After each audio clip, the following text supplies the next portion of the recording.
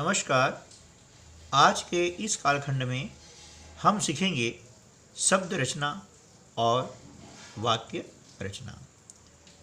शब्द कैसे बनाए जाते हैं और शब्दों से वाक्य कैसे बनाए जाते हैं, यह आपको जानना है तो ये वीडियो शुरू से अंत तक देखते रहिए, ताकि आप आज की वीडियो देखने के बाद में अभ्यास क्रमांक 186 से 191 तक के अभ्यास आप आसानी से कर सकते हैं। तो ठीक दोस्तों, चलिए शुरू करते हैं आज का वीडियो। अभ्यास 186। वाला शब्दांश जोड़कर नए शब्द बनाएं और नया शब्द लिखें। उदाहरण के तौर पर आपको दिया गया है फूल। इसमें हमने वाला शब्दांश जोड़ा है, क्या हो गया? फूल वाला। ठीक है ना। इसी प्रकार से अगला शब्द आपको दिया गया है सब्जी। अब इसमें वाला जोड़ देंगे तो क्या हो जाएगा? सब्जी वाला। ठीक है, ये हो गया सब्जी वाला। दूध, इसमें हमने वाला जोड़ दिया तो क्या हो गया? दूध वाला। ठीक है। फूल में हमने जोड़ा वाला तो क्या हो गया? फूल वाला। ठीक है। दुकान में हमने जोड़ा वाला तो क्या हो जाएगा? बिल्कुल सही है, ये हो जाएगा दुकान वाला। ठीक है ना। कपड़े में हमने जोड़ा वाला तो क्या हो गया? बिल्कुल सही बताया, कपड़े वाला। तो आप समझ गए ना। तो ऐसे जो शब्दांश किसी शब्द के अंत में जोड़े जाते हैं, इन्हें हम प्रत्यय कहते हैं। क्या बोलते हैं? प्रत्यय। इंग्लिश बोलते हैं सुफिक्स। ठीक, चलिए अब हम करते हैं अभ्यास क्रमांक 187। इस अभ्यास में भी हमको ता इन शब्दों के अंत में जोड़ना है। ता भी क्या हो गया? एक प्रत्यय हो गया, यानी सुफिक्स हो गया है। सफल में हमने जोड़ा ता, क्या हो गया? सफलता। इसी प्रकार से कुशल में हम जोड़ेंगे ता तो क्या हो जाएगा? कुशलता। क्या हो जाएगा? कुशलता। इस प्रकार से महान में ता जोड़ा, ये हो गया महानता। ठीक है ना। सज्जन में हमने ता जोड़ा तो गया सज्जनता। मित्र में ता जोड़ा, ये हो गया मित्रता। और निज में ता जोड़ा, ये हो गया निजता। ठीक है। तो इस प्रकार से हम प्रत्यय जोड़ करके नए शब्द की रचना कर सकते हैं। चलिए अब देखते हैं अभ्यास क्रमांक 189 में, सॉरी 88 है ना। अब देखिए हमने जोड़ा शब्द है ना। अब हम बात करते हैं वाक्य की। अब देखिए कि वाक्य रचना क्या होती है। उदाहरण के लिए अब यहाँ पर पढ़िए, मुंबई मामा जी में जाकर से मिलूँगा। अब बताइए कि इस वाक्य को पढ़ने के बाद में आपको कुछ समझ में आ रहा है कि इस वाक्य का सही से अर्थ क्या है? नहीं आ रहा ना। चलिए एक वाक्य और पढ़ते हैं, देखते हैं। गेंद है कि रामू यह। कुछ समझ में आया? नहीं आया ना। चलिए एक और देखते हैं। खाना हुआ शायद नहीं तैयार है। कुछ समझ में आया? नहीं आया है ना। तो इन वाक्यों को पढ़ने से हम किसी भी चीज़ के बारे में ठीक ढंग से समझ नहीं पा रहे हैं। अब ठीक ढंग से समझ नहीं पा रहे हैं, क्यों नहीं समझ पा रहे हैं? उसका अर्थ ये है कि ये जो वाक्य है, इस वाक्यों में सही पदक्रम नहीं है, यानी इन शब्दों को सही क्रम में लिखा गया नहीं है। अब यदि मान लिया जाए कि इन वाक्यों को सही क्रम में लिख देंगे तो उसका अर्थ कुछ और हो जाएगा। देखिए कैसे, जैसे यहाँ पर लिखा है कि मैं मुंबई जाकर मामा जी से मिलूँगा। आप समझ में आया ना? ठीक है, बिल्कुल आसान हो गया है कि मैं मुंबई जाकर मामा जी से मिलूँगा। यहाँ पर ये वाक्य का अर्थ बिल्कुल स्पष्ट है। तो जब तक हम शब्दों को सही क्रम में, सही पदक्रम में नहीं लिखेंगे, तब तक हमें वाक्य का सही अर्थ समझ में नहीं आ पाएगा। ठीक है दोस्तों, तो इस प्रकार से अब हमें वाक्य बनाने के लिए शब्दों का सही पदक्रम याद होना बहुत ही जरूरी है। चलिए एक और देखते हैं। यह गेंद रामू की है, बिल्कुल स्पष्ट है ना? जबकि इसके पहले हम देखा था कि वाक्य को पढ़ा, उसमें शब्द भी हैं, लेकिन शब्दों का सही पदक्रम नहीं होने से हमें वाक्य का सही अर्थ ठीक ढंग से समझ में नहीं आ रहा था।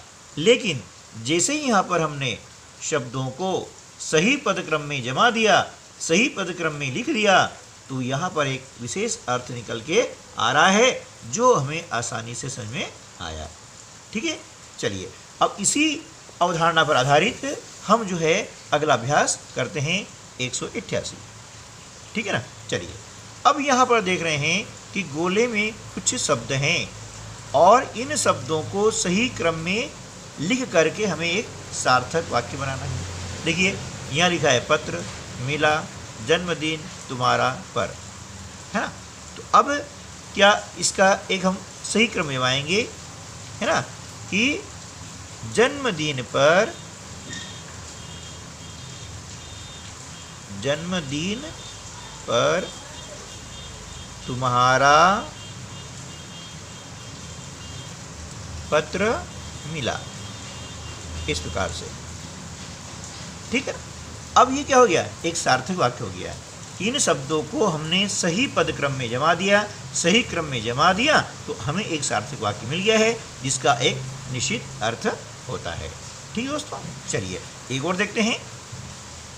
मिले थे भोपाल हम मैं पहली बार, तो कैसे मानेंगे कि हम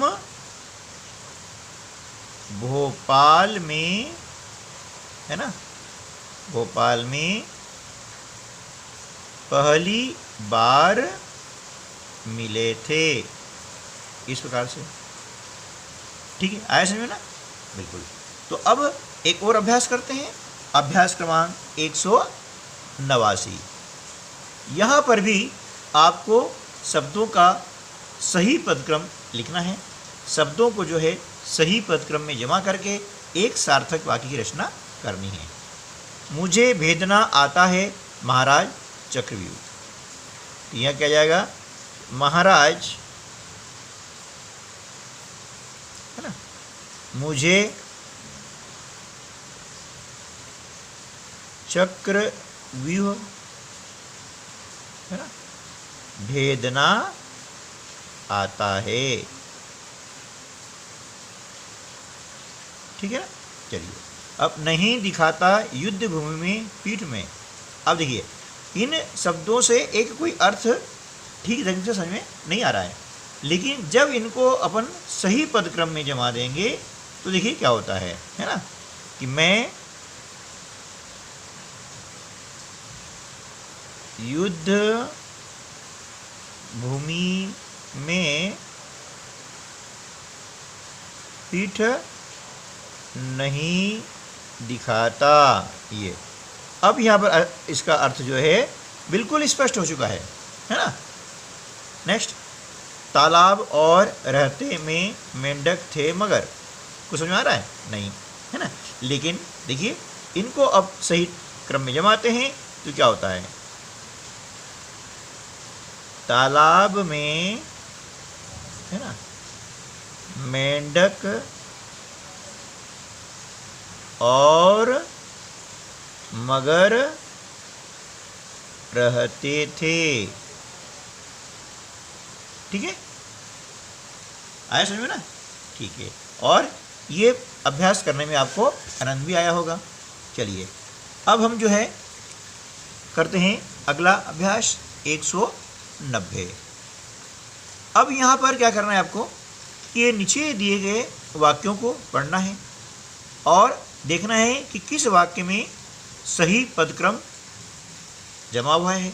और सही पदक्रम वाले वाक्य को पहचान करके ये सामने जो बॉक्स है इसमें हमें सही का चिन्ह लगाना है ना। देखिए, चाहिए मिलजुल, यहाँ गुल नहीं आएगा, यहाँ जुल आएगा ना, मिलजुल। ठीक है, यहाँ पर भी मिलजुल। मिलजुल हमें कर रहना, ये सही पदक्रम है क्या?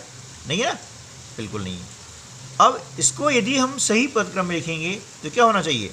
हमें मिलजुल कर रहना चाहिए, बिल्कुल सही है। तो हमने यहाँ पर इस प्रकार सही का निशान लगा दिया है ना। व्यक्ति भूखा कोई रहेगा नहीं, सही है क्या? नहीं है ना। चलिए आगे बढ़ते हैं। कोई व्यक्ति भूखा नहीं रहेगा, बिल्कुल ही सही लग रहा है, तो हमने यहाँ पर सही का निशान लगा दिया। बस ये तो करना है। चलिए नेक्स्ट देखते हैं। पेड़ हैं छाया देते हमें, है ना, सही नहीं लग रहा है, तो अगला देखते हैं। पेड़ हमें छाया देते हैं, ये बिल्कुल सही लग रहा है, तो हमने यहाँ लगाया सही का निशान। ठीक है ना। चलिए, प्रिय त्यौहार है होली बच्चों का, कुछ जम रहा है? तो नेक्स्ट देखते हैं। होली बच्चों का प्रिय त्यौहार है, बिल्कुल सही है, यहाँ पर सही पदक्रम है, हमने लगा दिया सही का निशान। चलिए अब देखिए, यहाँ पर अभ्यास क्रमांक 191 में क्या है कि एक चित्र आपको दिया गया है। अब इस चित्र को ध्यान से देखिए और बताइए कि यह चित्र किससे संबंधित है।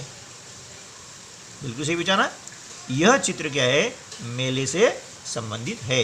यानी हम पहला वाक्य लिखेंगे कि यह चित्र मेले का है। किसका है? मेले का। ठीक है। चलिए अब देखिए, इसके अंदर आपको क्या दिख रहा है? बिल्कुल सही है, ये झूला है ना, झूला दिख रहा है। तो यहाँ हम लिखेंगे मेले में, है ना, एक झूला है, बड़ा झूला है, ऐसा लिख सकते हैं। बिल्कुल बड़ा लिख दो कि बड़ा झूला है। ठीक है ना। बस ऐसे देखते जाइए और लिखते जाइए, है ना। चलिए और क्या दिख रहा है आपको कि एक व्यक्ति जो है ये गुब्बारे बेच रहा है, यहाँ लिख देंगे एक व्यक्ति, है ना, गुब्बारे बेच रहा है। ठीक है ना। और ये बच्चे क्या कर रहे हैं? गुब्बारे खरीद रहे हैं, क्या लिख देंगे? बच्चे गुब्बारे खरीद रहे हैं। ठीक बेटा। चलिए अब पांचवा एक वाक्य और लिख रहे हैं। चलिए एक वाक्य और लिख देते हैं, जिसमें बहुत सारे वाक्य हैं।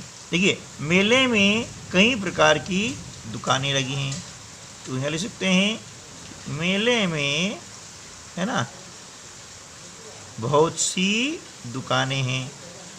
ठीक, ये और भी इसके अलावा आप जो है अन्य सब वाक्य लिख सकते हैं। ठीक है, आया समझ में? तो मिलते हैं अगली वीडियो में, तब तक के लिए नमस्कार, जय हिंद, जय भारत।